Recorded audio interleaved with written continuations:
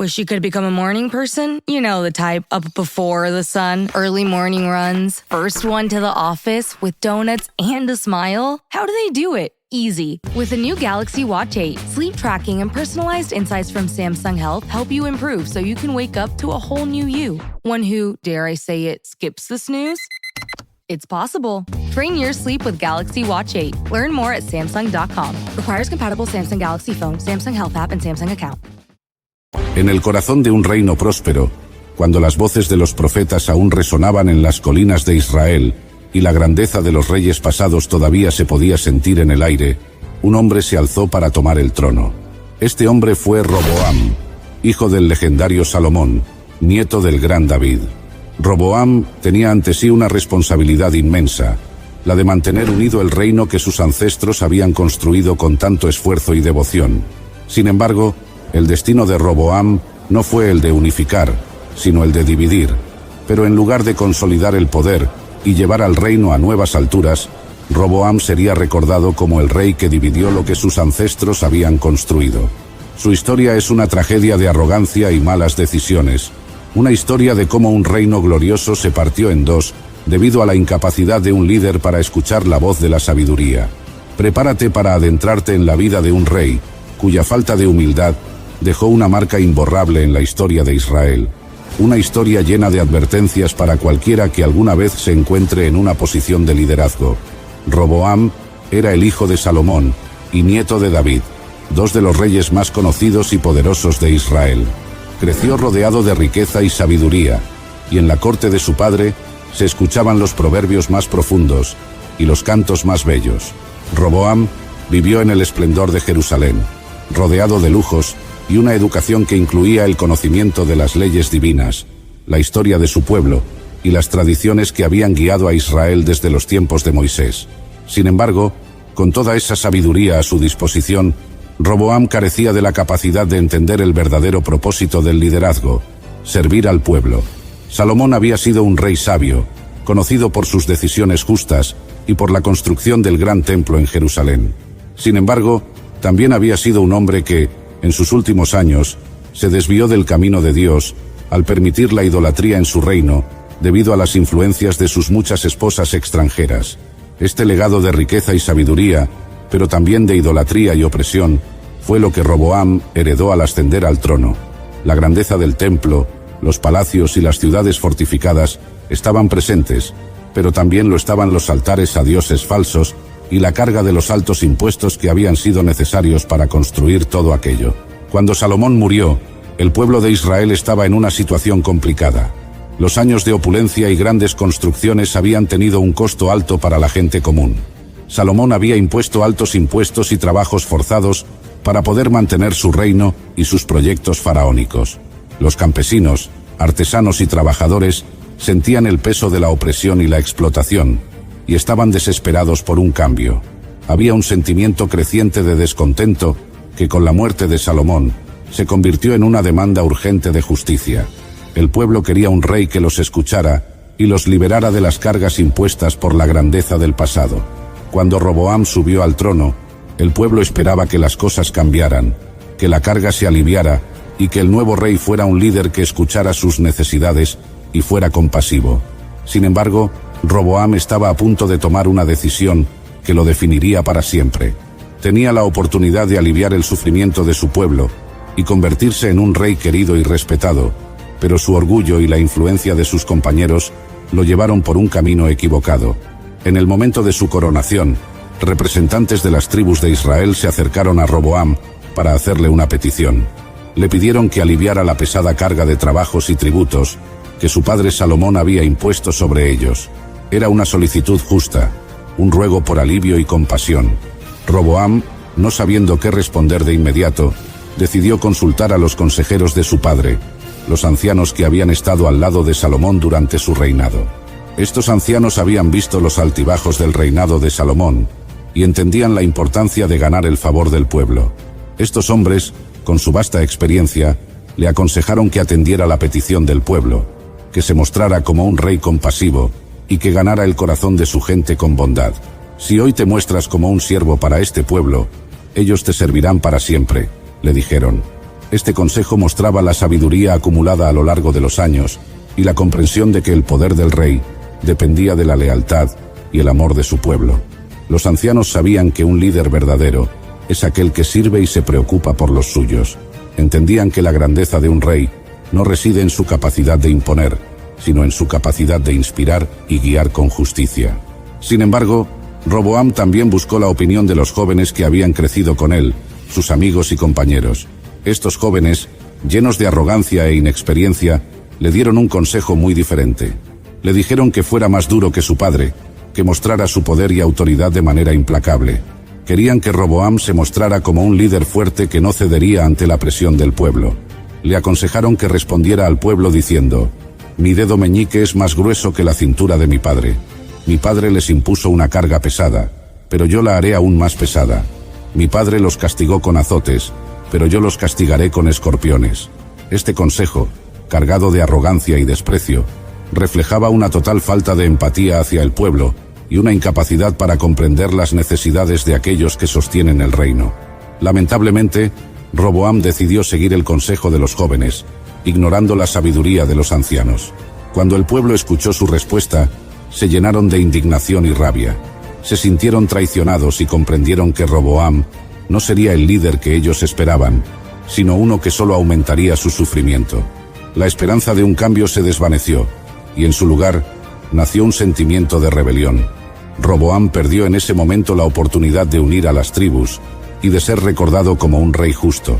Fue entonces cuando las tribus del norte, lideradas por Jeroboam, quien había sido un siervo de Salomón y había recibido la promesa de Dios de que gobernaría sobre 10 tribus, decidieron rebelarse.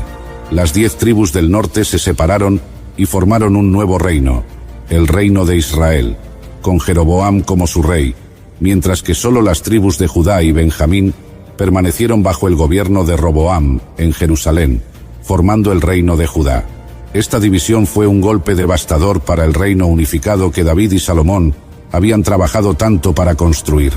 El reino que una vez había sido un faro de unidad y prosperidad se partió en dos, dejando a ambos fragmentos debilitados y vulnerables. La decisión de Roboam no solo dividió el reino físicamente, sino también espiritualmente. La unidad que había sido el sueño de David y la gloria de Salomón se rompió en pedazos debido a la arrogancia y la falta de discernimiento de su hijo. El reino de Israel, al norte, y el reino de Judá, al sur, se convirtieron en dos naciones separadas que a menudo estuvieron en conflicto entre sí. Esta división también debilitó a ambos reinos, haciendo que fueran vulnerables a las amenazas de sus enemigos externos.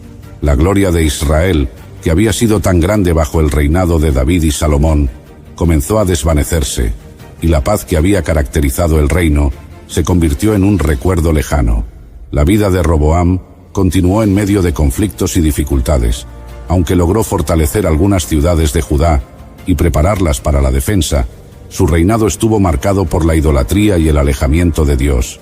Roboam permitió que el pueblo de Judá construyera altares y lugares altos para adorar a dioses falsos, algo que ofendía profundamente al Señor.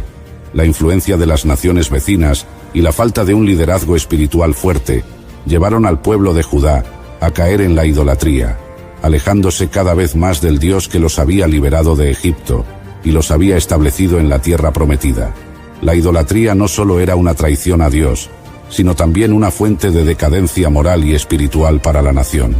La adoración de dioses falsos trajo consigo prácticas corruptas y una pérdida del propósito divino para el pueblo de Dios.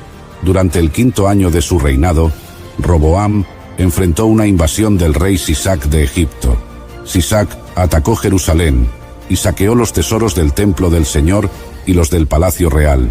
Los escudos de oro que Salomón había mandado hacer fueron llevados a Egipto, y Roboam tuvo que reemplazarlos con escudos de bronce, un símbolo de la decadencia del reino bajo su liderazgo. A pesar de todos estos problemas, hubo momentos en los que Roboam se humilló ante Dios. Cuando el profeta Semaías vino a él y a los líderes de Judá para advertirles sobre la invasión de Sisac, ellos reconocieron su pecado y se humillaron ante el Señor. Por esta razón, Dios decidió no destruirlos por completo, sino que permitió que fueran subyugados para que aprendieran la diferencia entre servir a Dios y servir a los reyes de otras naciones. Este acto de humillación demostró que, aunque Roboam había cometido muchos errores, todavía había espacio para el arrepentimiento y la misericordia de Dios.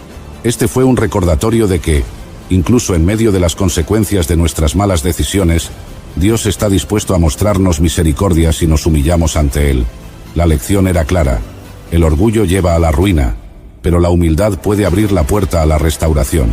La historia de Roboam es una advertencia poderosa sobre los peligros del orgullo y la necedad. Tuvo la oportunidad de continuar el legado de su abuelo David y su padre Salomón, pero su incapacidad para escuchar consejos sabios y su deseo de demostrar su poder llevaron a la división del reino. En lugar de ser recordado como un rey que unió y fortaleció a su pueblo, Roboam es recordado como el rey que lo dividió. Su historia nos recuerda que el liderazgo requiere humildad, discernimiento y la disposición de escuchar a quienes tienen más experiencia. Un líder sabio no es aquel que se impone con dureza, sino aquel que sabe cuándo servir y cuándo mostrar compasión. Roboam no entendió que el verdadero poder no proviene de la imposición, sino de la capacidad de servir a los demás y guiar con amor y justicia. Roboam gobernó en Jerusalén durante 17 años, pero nunca logró alcanzar la grandeza de sus antecesores. Su reinado estuvo plagado de conflictos internos y externos, y el reino de Judá nunca recobró la gloria que había tenido en los días de David y Salomón. Roboam nos muestra cómo una decisión tomada con arrogancia y sin considerar las consecuencias puede llevar a la destrucción y la división. Pero también nos recuerda que, incluso cuando fallamos, siempre hay oportunidad para el arrepentimiento y la misericordia de Dios. Cada uno de nosotros tiene la capacidad de elegir el camino de la humildad y buscar el consejo sabio para evitar las tragedias que el orgullo puede traer. Bajo mi mano, Israel floreció como nunca antes. En la cúspide de mi reinado, bajo la bendición de Dios, Israel alcanzó alturas de esplendor y sabiduría nunca antes vistas. El día que el templo de Jerusalén, una maravilla arquitectónica bañada en oro, abrió sus puertas, el mundo se maravilló ante nuestra gloria. Las naciones se inclinaban ante nuestra prosperidad, y mi corte era el centro de la sabiduría divina. En ese momento, frente a la majestuosidad del templo y la admiración de mi pueblo, estaba claro que no había habido, ni habría, un rey tan sabio y rico como yo. Soy el rey Salomón, y esta es mi historia. En el corazón de Jerusalén, bajo el reinado de David, el rey guerrero y poeta que capturó la ciudad de David y unió a Israel, nací yo, Salomón, hijo de David y Betsabé, cuya historia de amor y redención es tan compleja como conmovedora. La historia de cómo llegué a ser rey es bastante intensa y llena de drama familiar. Era un tiempo de incertidumbre en el reino de Israel. Mi padre, el rey David, ya en sus últimos días, se encontraba debilitado y distante de los asuntos del Estado. En este vacío de poder, mi hermano Adonías, audaz y ambicioso, vio una oportunidad para asegurarse el trono. Con el apoyo de figuras influyentes, incluidos Joab, el comandante del ejército, y Abiatar, el sacerdote, Adonías organizó un banquete en el que se proclamó rey ante sus seguidores, sin esperar la bendición de nuestro padre. Sin embargo, Adonías había subestimado un factor crucial: la promesa divina y la voluntad de David. Mi madre, Betsabé, una mujer de inteligencia y determinación, junto con Natán, el profeta de Dios, actuaron rápidamente ante esta usurpación. Natán ideó un plan. Primero, Betsabé iría a David para recordarle su juramento de que yo, Salomón, su hijo con ella, sucedería al trono. Luego, Natán entraría para confirmar las noticias de las acciones de Adonías y preguntar si David había cambiado de opinión respecto a quién debería ser el próximo rey. La estrategia de Natán y Betsabé funcionó. Al ser informado de la situación, mi padre se conmovió por la lealtad a su palabra y la necesidad de actuar conforme a la voluntad de Dios. Entonces, David tomó medidas inmediatas para asegurar mi ascenso al trono, instruyendo a Sadoc el sacerdote, a Benaías, hijo de Joiada, y al mismo Natán, para que me ungieran rey sobre Israel y Judá. El ritual de ungimiento tuvo lugar en el manantial de Gión, un acto público y simbólico que no dejaba dudas sobre la legitimidad de mi reclamo. montado en la mula de David, fui escoltado por la ciudad en una procesión que culminó con mi ungimiento. El sonido de las trompetas y el júbilo del pueblo resonaron por todo Jerusalén, sellando mi designación como el verdadero heredero del trono. Este momento no solo representó mi triunfo sobre la adversidad y la intriga, sino que también reafirmó el papel de la providencia divina en la sucesión real, la lealtad, la astucia y la fe de aquellos cercanos a mí, especialmente mi madre Betsabé y Natán el profeta. Fueron cruciales en este proceso. Así, mi reinado comenzó no solo con el desafío de unificar y liderar a Israel, sino también con el compromiso de honrar las promesas hechas, tanto a nivel humano como divino. Tras asegurar mi posición como rey de Israel y Judá, sentía una inmensa responsabilidad sobre mis hombros. Gobernar un reino tan vasto y diverso, con sus innumerables desafíos y complejidades, requería más que fuerza y astucia política. Necesitaba una guía divina, un entendimiento profundo de la justicia, la misericordia y la verdad. Buscando esta conexión con lo divino, viajé a Gabaón, donde se encontraba el principal altar de sacrificios, un lugar sagrado que había servido a mi pueblo durante generaciones. Allí, en un acto de fe y devoción, ofrecí 1000 holocaustos a Dios. Este gesto no buscaba simplemente ganar favor divino, sino expresar mi total dependencia y entrega al Señor, reconociendo que cualquier éxito de mi reinado dependería de su sabiduría y guía. Fue esa noche, después de los sacrificios, cuando Dios se me apareció en un sueño. En ese sueño, el Señor me dijo: «Pide lo que quieras que te dé». Frente a esta oferta divina, podría haber solicitado riqueza, victorias sobre mis enemigos o una larga vida. Sin embargo, consciente de mi juventud y de la tarea monumental que tenía por delante, pedí algo que consideraba fundamental para gobernar con justicia y eficacia. «Dame, pues, ahora sabiduría y conocimiento para dirigir a este pueblo, porque ¿quién podrá gobernar a este tu pueblo tan grande?». La respuesta de Dios fue de aprobación y generosidad. No solo me concedió la sabiduría que había pedido, sino que también prometió darme riquezas, bienes y honor como nunca había tenido rey alguno antes de mí, y como no lo tendría ninguno después, si seguía sus caminos, como lo hizo mi padre David. Este momento fue crucial, no solo para mi reinado sino para todo Israel, pues marcó el comienzo de una era de prosperidad, justicia y paz, guiada por la sabiduría divina. Al despertar, estaba lleno de una nueva comprensión y un propósito renovado. Regresé a Jerusalén, al Arca de la Alianza, donde ofrecí sacrificios y compartí un banquete con mi corte, celebrando lo que sabía que era un cambio fundamental en mi vida y en mi forma de gobernar. Desde el inicio de mi reinado, albergaba el profundo deseo de construir un templo permanente para albergar el Arca de la Alianza, símbolo de la presencia divina entre nosotros. Mi padre, David, había concebido este sueño, pero fue a mí a quien se le concedió la tarea de hacerlo realidad, pues se dijo que él había derramado mucha sangre y librado grandes batallas, mientras que mi reinado estaba marcado por la paz y la estabilidad, condiciones propicias para tal empresa. La construcción del Templo de Jerusalén no fue solo un acto de fe, sino también un monumental esfuerzo de colaboración y planificación. Escogí el monte Moría como el sitio para el templo, un lugar de profunda significancia histórica y espiritual, ya que se creía que era allí donde Abraham había ofrecido a su hijo Isaac a Dios, y donde mi padre había erigido un altar.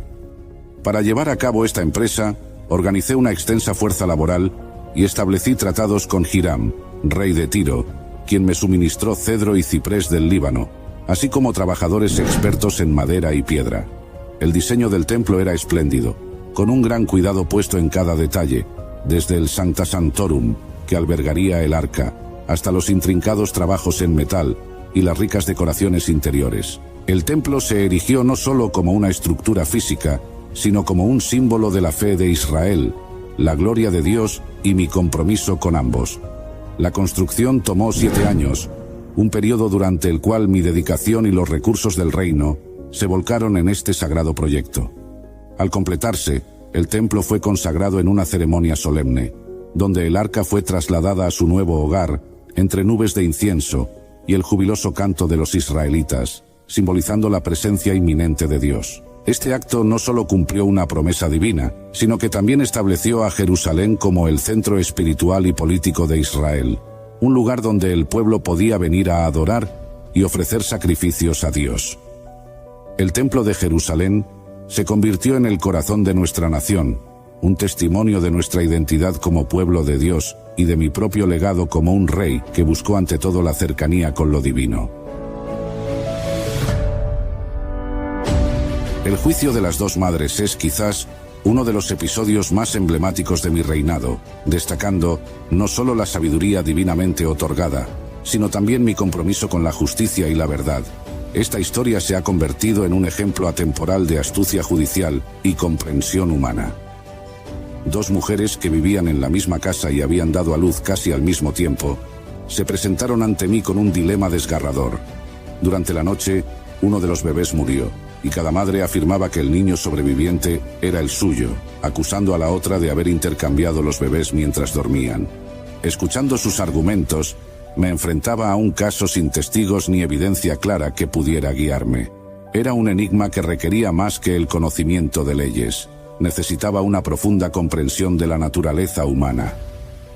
Inspirado por la sabiduría que Dios me había concedido, propuse una solución radical. Ordené que trajeran una espada y declaré que el niño vivo sería dividido en dos, entregando una mitad a cada mujer. Mi sentencia, aunque dramática, no tenía la intención de llevarse a cabo, sino que buscaba revelar la verdad a través de la reacción de las madres. La verdadera madre, impulsada por un amor incondicional hacia su hijo, prefirió renunciar a él antes que verlo muerto, suplicando que se le entregara a la otra mujer para salvarle la vida. La otra, en cambio, aceptó mi veredicto, revelando así su falta de vínculo maternal con el niño. Inmediatamente, ordené detener la ejecución de la orden y declaré que el niño debía ser entregado a la primera mujer, la verdadera madre. Esta decisión no solo resolvió el caso, sino que también demostró la importancia de la sabiduría, la compasión y la capacidad de discernir la verdad en la administración de la justicia. Este acto de sabiduría se difundió rápidamente por todo Israel, y más allá, consolidando mi reputación como un rey justo y sabio, cuyo entendimiento superaba las meras leyes escritas, alcanzando la esencia misma de la justicia divina. Bajo mi reinado, Israel alcanzó una prosperidad sin precedentes, convirtiéndose en un centro de comercio, sabiduría y cultura, que atraía a personas de naciones lejanas. Esta era dorada fue, en parte, el resultado de mis esfuerzos diplomáticos, estableciendo alianzas estratégicas y fomentando relaciones comerciales que expandieron nuestra influencia y riqueza. Uno de los ejemplos más notables de estas relaciones fue mi alianza con Hiram, rey de Tiro, quien no solo proveyó los materiales y artesanos para la construcción del templo, sino que también estableció un acuerdo comercial. Juntos, lanzamos expediciones marítimas a Ofir y otros lugares lejanos, trayendo oro, plata, marfil, especias y maderas preciosas, enriqueciendo considerablemente el tesoro de Israel. Sin embargo, de todas las visitas y alianzas, la más famosa fue sin duda la de la reina de Saba. Atraída por los rumores de mi sabiduría y la grandeza de mi reino, la reina emprendió un largo viaje desde el sur para ponerme a prueba con preguntas difíciles y acertijos. Le mostré todos mis conocimientos, el esplendor de mi corte y la magnificencia del templo.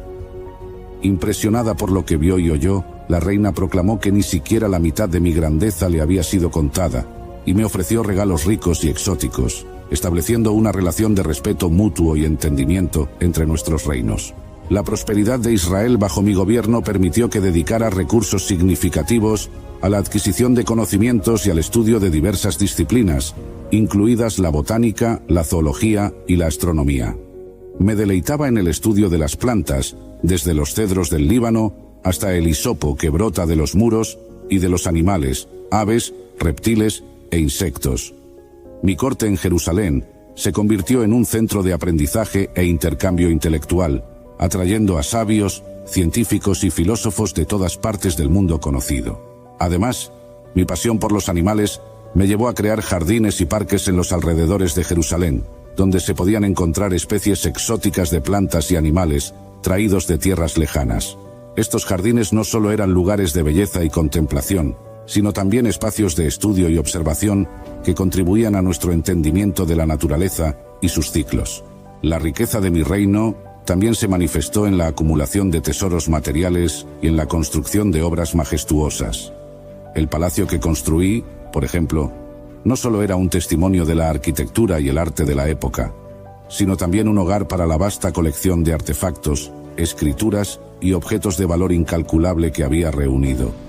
Estos tesoros incluían oro y plata en cantidades casi inimaginables, joyas preciosas y obras de arte de gran belleza y significado. Sin embargo, a pesar de todas estas riquezas y el esplendor de mi corte, siempre entendí que el verdadero valor residía en el conocimiento y la sabiduría. Mi pasión por aprender y comprender el mundo alrededor de mí fue una constante a lo largo de mi vida.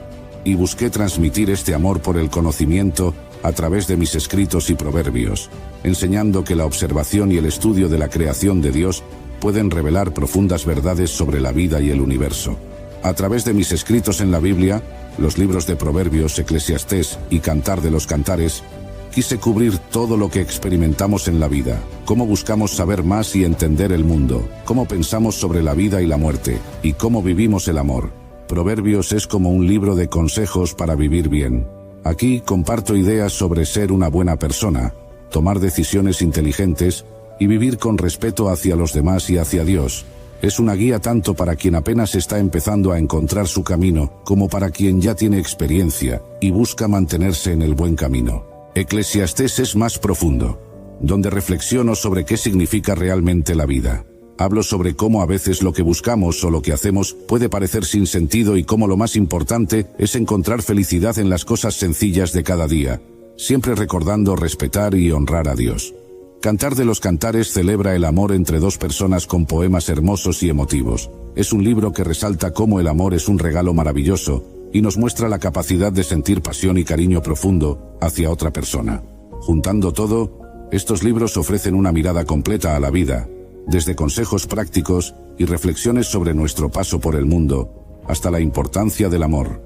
Quería dar una guía que no solo enseñe a vivir correctamente y con sabiduría, sino que también ayude a entender los grandes misterios de la vida y a valorar el amor en todas sus formas. El declive de mi reinado y mi alejamiento de los preceptos divinos son aspectos de mi historia que a menudo se discuten con una mezcla de fascinación y admonición. Una de las manifestaciones más notables de este alejamiento fue, sin duda, mi relación con las mujeres. Tuve 700 esposas de sangre real y 300 concubinas, una cifra que simboliza no solo la extensión de mi poder y riqueza, sino también la complejidad y, eventualmente, las consecuencias de mis decisiones personales. Mi corte en Jerusalén, en el apogeo de su esplendor y magnificencia, era un reflejo de la vasta influencia y riqueza acumulada durante mi reinado. Las alianzas matrimoniales con princesas de naciones vecinas y lejanas eran parte de la diplomacia de la época, buscando asegurar la paz y fortalecer las relaciones políticas con otros reinos. Sin embargo, estas uniones trajeron consigo no solo un entrelazamiento de linajes y poderes, sino también la introducción de costumbres y creencias religiosas extranjeras al corazón de Israel. A pesar de la sabiduría divinamente otorgada y mi temprano compromiso con seguir los caminos de Dios, me desvié al permitir, y en algunos casos, participar en la adoración de los dioses de mis esposas. Este sincretismo religioso fue no solo una transgresión de los mandamientos divinos, que claramente prohibían la idolatría, sino que también minó la pureza de la fe de Israel y comprometió mi relación con Dios. La Escritura narra cómo este alejamiento provocó la ira de Dios, quien advirtió que el reino sería dividido como consecuencia de mis acciones. Mi incapacidad para permanecer fiel a las leyes y preceptos divinos, a pesar de la sabiduría y las bendiciones recibidas, sirve como una advertencia sobre los peligros de la complacencia, el exceso y la influencia corruptora del poder y la riqueza. Mi vida, con sus triunfos y desaciertos, ofrece múltiples lecciones que trascienden el tiempo y la cultura, sirviendo como fuente de reflexión para todas las generaciones. Mi vida sirve como un recordatorio de que, a pesar de los dones y bendiciones que podamos recibir, la verdadera sabiduría yace en vivir una vida que honra a Dios, que busca el bienestar de los demás y que valora la humildad y la fidelidad por encima de las glorias temporales del mundo. Si te ha gustado explorar las lecciones de mi vida, y deseas descubrir más sabiduría para aplicar en tu día a día, te invito a suscribirte al canal. No olvides compartir este video con tus amigos y familiares para que ellos también puedan beneficiarse de estas enseñanzas. Gracias por tu apoyo y hasta el próximo video.